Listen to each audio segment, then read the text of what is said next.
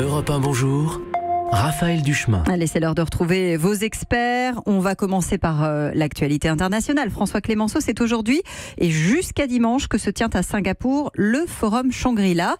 Alors, il s'agit d'une sorte de Davos de la défense asiatique. Et on va évidemment cette année y parler de la Corée du Nord.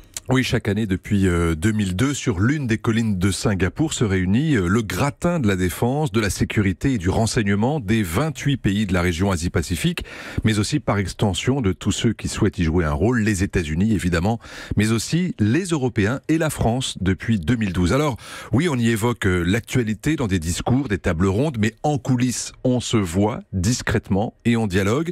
Et il se trouve qu'on sera ce week-end à 10 jours du sommet entre Trump et Kim Il-jong sur la dénucléarisation de la Corée du Nord, et que cette rencontre, elle aura lieu également à Singapour. Et comme les préparatifs pour l'instant ont l'air de plutôt bien se passer à New York et à Washington, il n'empêche que tous les militaires de la région ont envie d'en savoir beaucoup plus pour anticiper. Il y aura notamment au forum les ministres de la Défense de Corée du Sud et du Japon qui seront là avec des délégations très importantes. Mais ce ne sera pas le seul sujet, je suppose, pendant ces 3 jours de travaux. Oui, alors l'autre grand dossier, c'est la militarisation par Pékin de la mer de Chine. Il y a 3 ans, lorsque j'avais été au forum, on évoquait déjà ouvertement la poldérisation de ces îles en mer de Chine qui sont revendiquées par une douzaine de pays. Eh bien, 3 ans plus tard, elles ont toutes été, ou presque, notamment les îles Spratly et Paracel, militarisées, autrement dit dotées d'une piste d'atterrissage, de batteries de défense antiaérienne, de missiles sol-mer, bref, de petites forteresses qui visent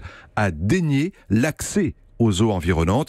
2 colonels et un général chinois vont venir à Singapour ce week-end pour défendre cette stratégie dissuasive, tandis que les États-Unis et les alliés, dont la France, vont s'engager à Singapour à faire respecter le droit international de la libre navigation, y compris en faisant circuler leurs propres bâtiments de guerre à proximité de ces archipels. Et on est là, vous le voyez, dans un bras de fer au cœur d'une zone vitale pour le commerce mondial. Avec, je crois, des chiffres qui donnent le vertige.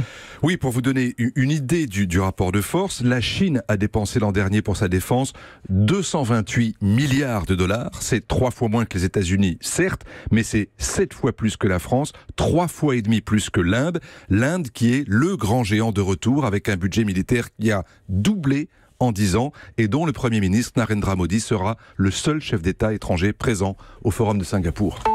Europe 1.